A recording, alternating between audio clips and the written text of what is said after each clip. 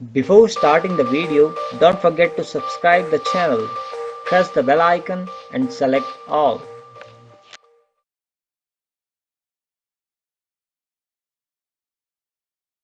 Hello students, आज हम बात करने वाले हैं एक बहुत ही इंपॉर्टेंट चैप्टर्स के बारे में, the principle of inheritance and variations.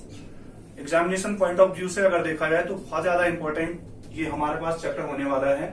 और इस चैप्टर्स के अंदर हम हेरिडिटी के बारे में जानने की कोशिश करेंगे, हम उन प्रिंसिपल्स के बारे में जानने की कोशिश करेंगे कि कैसे जो characters one generation to another generation यहाँ पे ट्रांसफर्स होते हैं।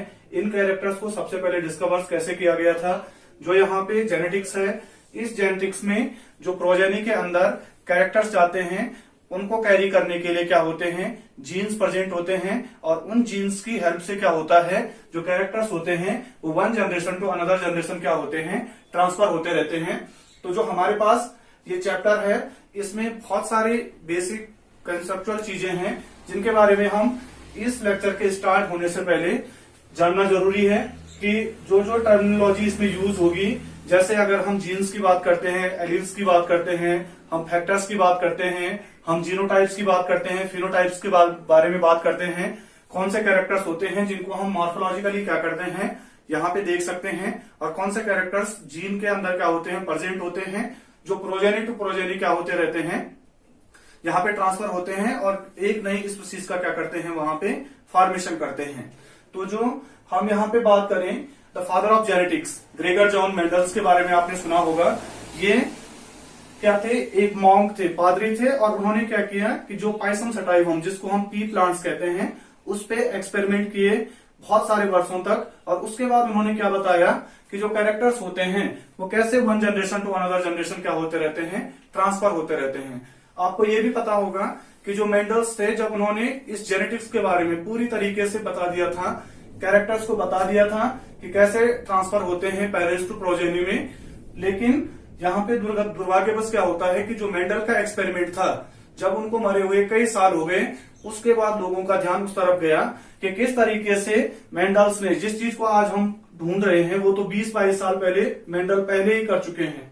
उसके पीछे रीजन क्या था, उसके पीछे रीजन था जो चार्ल्स डार्विन थे, उन्होंने वहां पे ये बताया था the species of origin. Species of origin नाम की क्या आई थी, एक नई बुक आई थी डार्विन की, और उन्होंने बताया था कि जो स्पीसीज है इस अर्थ के ऊपर लाइफ कैसे स्टार्ट हुई, कैसे कैसे करके यहाँ पे इवोल्यूशन होता रहा। तो इसकी वजह से लोगों का ध्यान किस तरफ चला गया था, जो डार्विनियन थ्योरी थी, चार्ल्स डार्विन की तरफ गया। और इस तरफ किसी का ध्यान नहीं गया कि मेंडल्स हमें जो जेनेटिक्स है, जो कैरेक्टर्स ट्रांसफर हो रहे हैं पेरेंट्स टू प्रोजेनी, उसके बारे में लोगों ने इस तरफ क्या नहीं दिया, ध्यान नहीं दिया।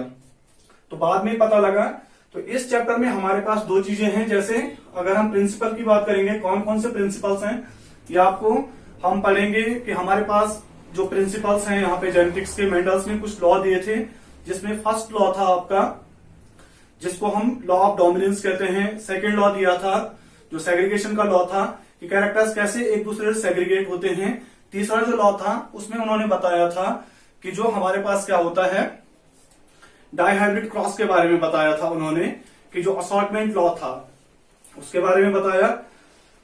तो यहाँ पे इंडिपेंडेंट असॉर्टमेंट लॉ हो गया, हमारे पास लॉ ऑफ डोमिनेंस हो गया, लॉ ऑफ सेग्रीगेशन हो गया। उन लॉज के बारे में बताया था मेंडल ने कि कैसे जो हमारे पास कैरेक्टर्स हैं वो पेरेंट्स से प्रोजेनी के अंदर आते हैं। दो वर्ड्स यहाँ पे यूज किए गए हैं, इनहेरिटेंस एंड वेरिएशन।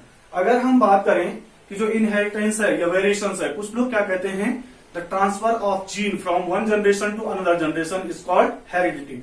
लेकिन जीन का transfer one generation to another generation होने की जो प्रोसेस है उसको हम एक्चुअल में क्या नहीं कहते हैं, हेरिडिटी नहीं कहते हैं। हेरिडिटी क्या होती है, the transfer of characters from parents to progeny is known as heredity. जो कैरेक्टर्स पेरेंट्स से प्रोजेनी में ट्रांसफर होते हैं उसको हम क्या कहते हैं, हेरिडिटी कहते हैं।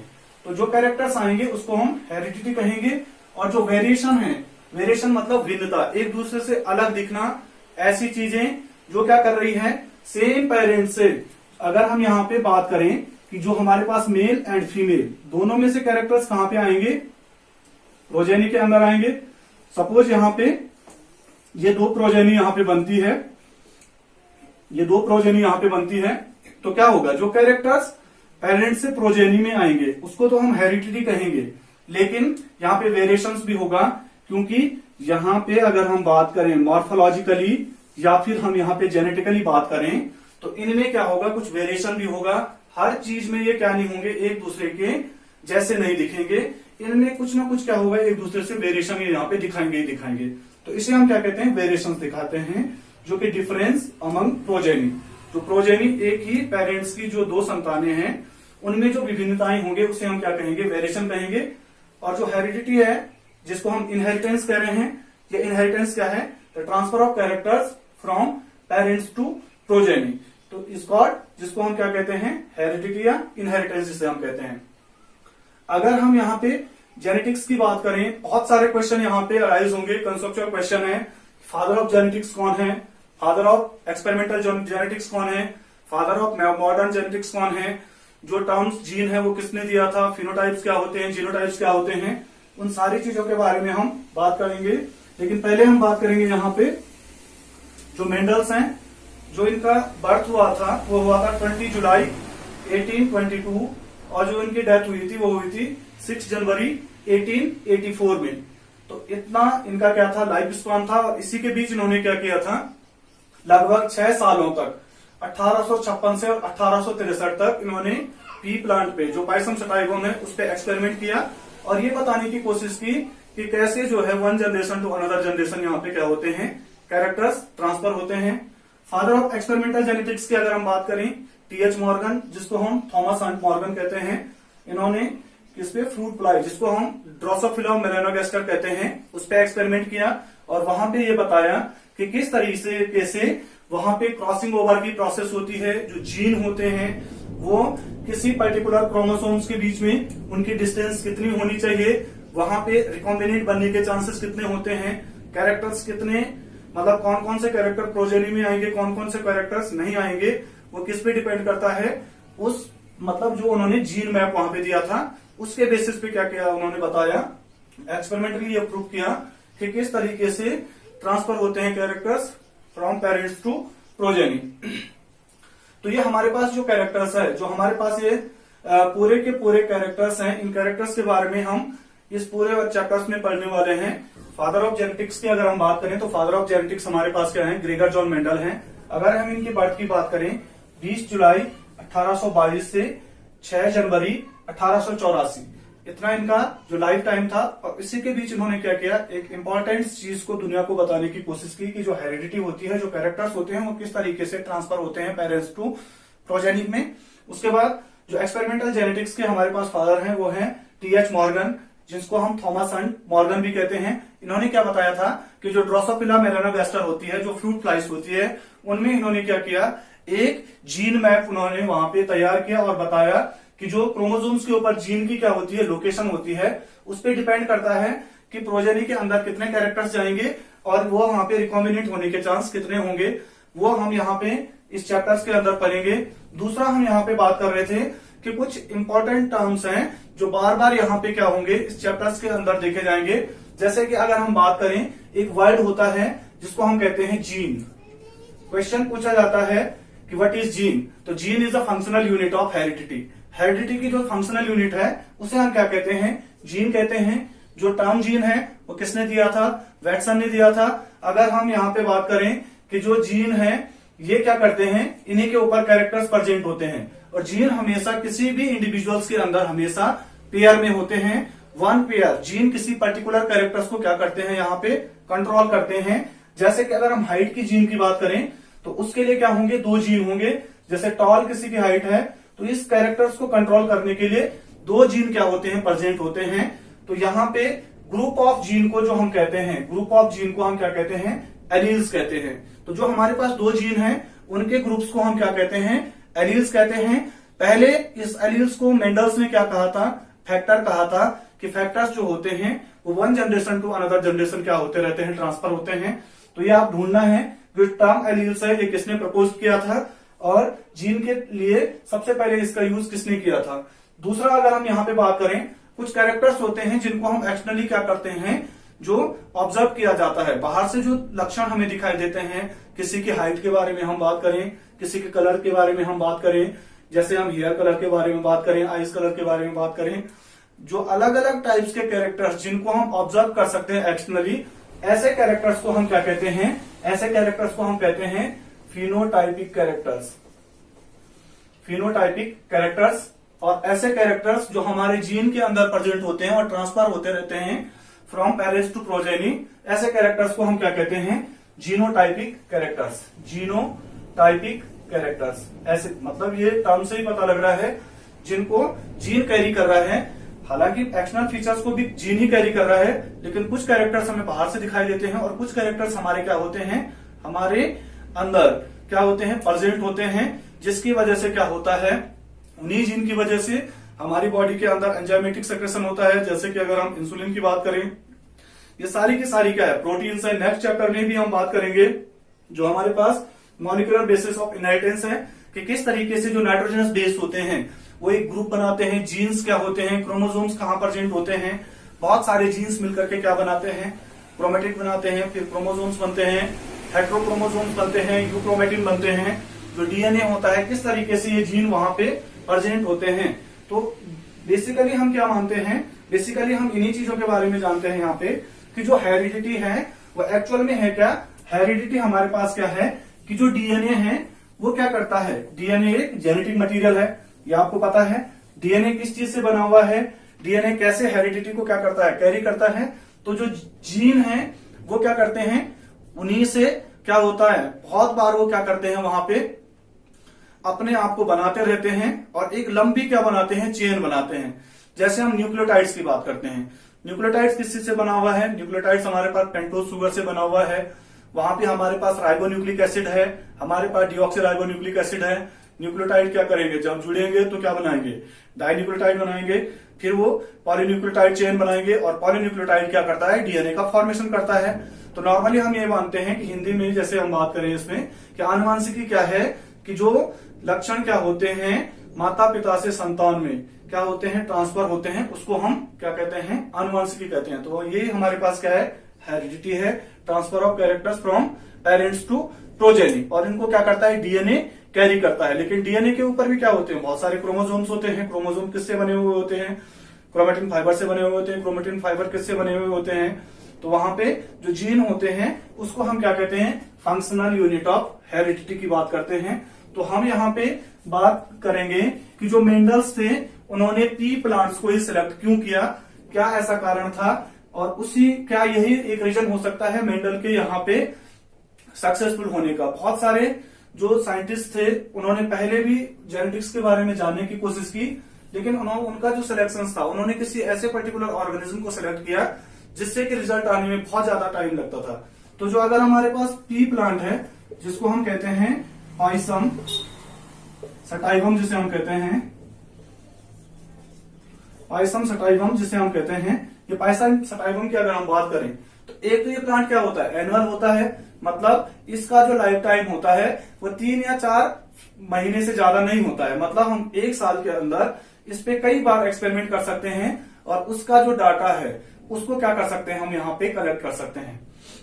मेंडल्स ने जब हेरिडिटी के बारे में बताया था तो बहुत सारे लोग ये जानते थे कि जो मेंडल्स थे वो मैथमेटिशियंस थे, और जब उन्होंने बायोलॉजिकल जो एनालिटिक वहां पे क्या था, स्टैटिकली जो वहां पे एक डाटा उन्होंने वहां पे लोगों के सामने दिया, तो लोगों ने ये सोचा कि एक मैथमेटिशियन जो है वो कैसे यहाँ पे बायोलॉजी के जो डाटाज हैं, जो एनालिटिकल जो यहाँ पे जो कैरेक्टर्स हैं उनके बारे में कैसे वो कर सकता है। तो कुछ लोगों ने इस वजह से भी इग्नोरेंस किया था यहाँ पे मेंडल्स का जो ये एक्सपेरिमेंट था।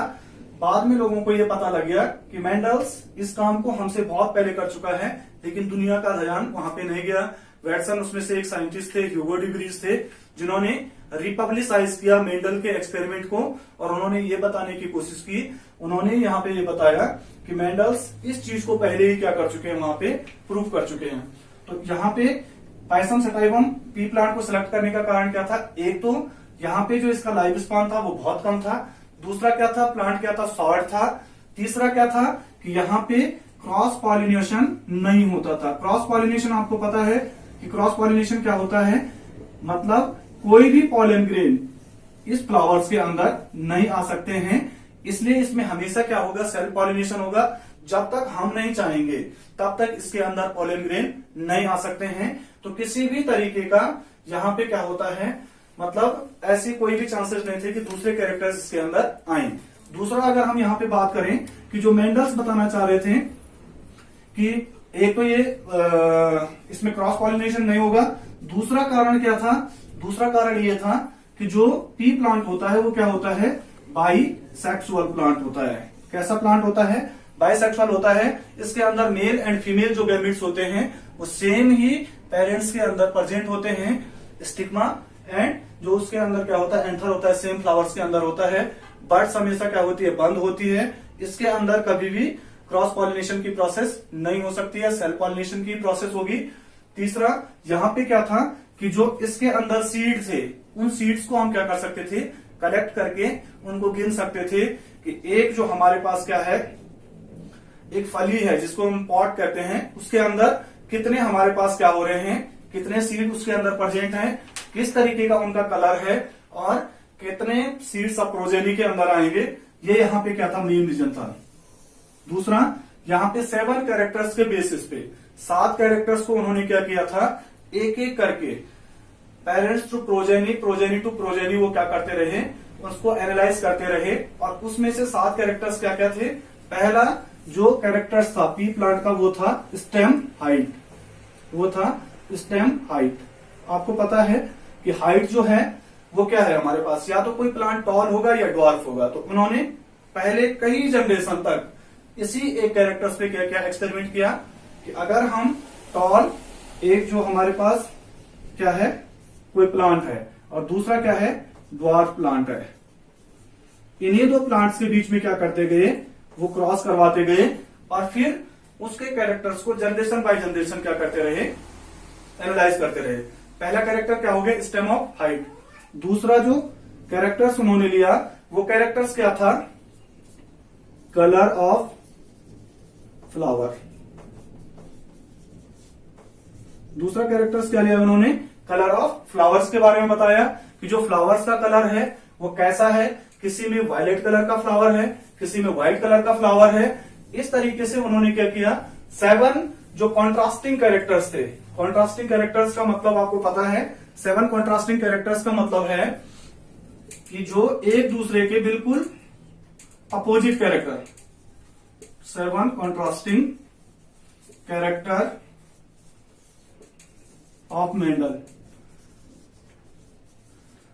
ये 7 कॉन्ट्रास्टिंग कैरेक्टर्स, फर्स्ट हम बात कर रहे हैं स्टेम ऑफ हाइट्स के बारे में, सेकंड हम बात कर रहे हैं कलर ऑफ फ्लावर्स के बारे में, थर्ड अगर हम बात करें तो जो पॉड शेप है, जो पॉड शेप है उसके बारे में बात की गई थी। जो अगर हम चौथे कैरेक्टर्स के बारे में बात करें, वो चौथा कैरेक्टर्स क्या था, पोजीशन ऑफ फ्लावर। क्या था, फ्लावर पोजीशन।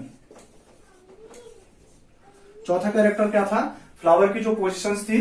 पांचवा कैरेक्टर्स की अगर हम बात करें तो पांचवा जो हमारे पास कैरेक्टर था वो था सीड का शेप, वो था सीड शेप, सीड शेप था। दूसरा अगर हम यहां पे बात करें, 6 कैरेक्टर क्या था, सीड कलर। सीड कलर्स के बारे में बताया गया कि सीड के कलर्स किस टाइप के होते हैं। और अगर हम लास्ट कैरेक्टर्स के बारे में बात करें तो जो हमारे पास क्या था, पॉड शेप के बारे में बात की गई थी। किसके बारे में, पॉड शेप के बारे में बात की गई। जो पॉड का शेप है, जो फली होती है उसका शेप क्या होता है। तो ये 7 कॉन्ट्रास्टिंग कैरेक्टर्स थे। इसमें से फर्स्ट क्या था, स्टेम हाइट की हम बात कर रहे थे। दूसरा जो कैरेक्टर्स था वो क्या था, कलर ऑफ फ्लावर्स की हम बात कर रहे हैं। तीसरा कैरेक्टर पॉड शेप के बारे में बात कर रहे हैं। चौथा जो कैरेक्टर है फ्लावर पोजीशन के बारे में बात कर रहे हैं। पांचवा सीड शेप के बारे में बात कर रहे हैं। और उसके बाद जो छठा कैरेक्टर है वो हमारे पास क्या है, सीड कलर और सीड शेप। कॉन्ट्रास्टिंग कैरेक्टर्स का मतलब ये है कि बिल्कुल एक दूसरे के अपोजिट। अगर हाइट को कोई जीन कैरी करता है, जैसे हम बात करें यहाँ पे कैपिटल टी, और कैपिटल टी क्या करता है, हाइट का एक जीन है। और ग्रुप ऑफ जीन को हम पहले ही बात कर चुके हैं कि हम इसे क्या कहते हैं, एलील कहते हैं। क्या कहते हैं इसे, एलील कहते हैं। तो ये हमारे पास एक जीन है और ये जो 2 जीन यहाँ पे मिलकर क्या बना रहे हैं, एक एलील का फॉर्मेशन कर रहे हैं। तो टॉल अगर कोई प्लांट है, हम बात कर रहे हैं पहले कैरेक्टर्स के बारे में कि प्लांट कैसा है, हमारे पास टॉल प्लांट है। तो टॉल प्लांट को यहाँ पे कौन से जीन कंट्रोल कर रहे हैं, capital T and capital T.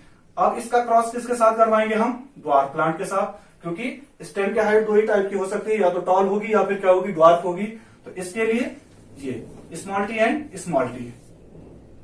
Capital T से हम जिन कैरेक्टर्स को क्या करते हैं, रिप्रेजेंट करते हैं, जिनको हम दिखाते हैं, वो हमेशा क्या होते हैं, डोमिनेंट कैरेक्टर्स। क्या होते हैं, डोमिनेंट कैरेक्टर्स। मतलब डोमिनेंट कैरेक्टर्स ये जहां पे ये प्रेजेंट होंगे, ये अपने आप को उस जनरेशन में शो करेंगे ही करेंगे। और दूसरा जिसको हम स्मॉल टी से रिप्रेजेंट कर रहे हैं, उसको हम रिसेसिव कैरेक्टर्स कहते हैं। रिसेसिव कैरेक्टर्स का मतलब ये है कि ये अपने आप को सिर्फ होमोजाइगस कंडीशन में ही क्या करेगा, यहां पे शो करेगा।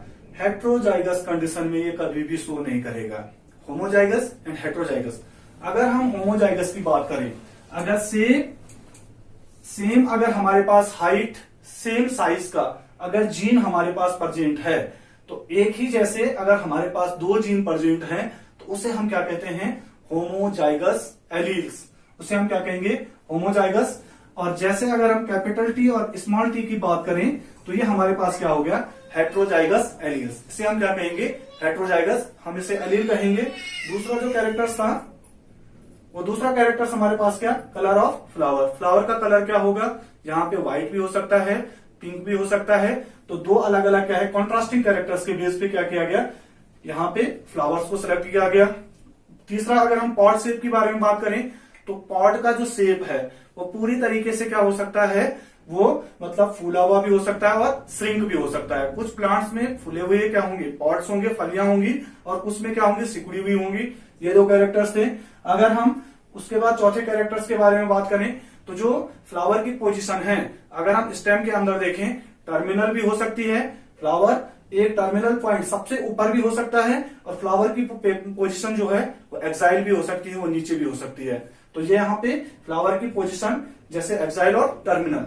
तीसरा, उसके बाद हम नेक्स्ट बात करें सीड का शेप। सीड का शेप अगर हम बात करें, राउंड हो सकता है और रिंकल्ड हो सकता है। जैसे कि मेंडल का जो डाइहाइब्रिड क्रॉस है, वो इन्हीं दो कैरेक्टर्स के बीच में है कि हमने डाइहाइब्रिड क्रॉस करवाया था। हमारे पास जो फ्लावर थे वो येलो कलर का फ्लावर, जिसको हम डोमिनेंट कैपिटल वाई से रिप्रेजेंट करते हैं।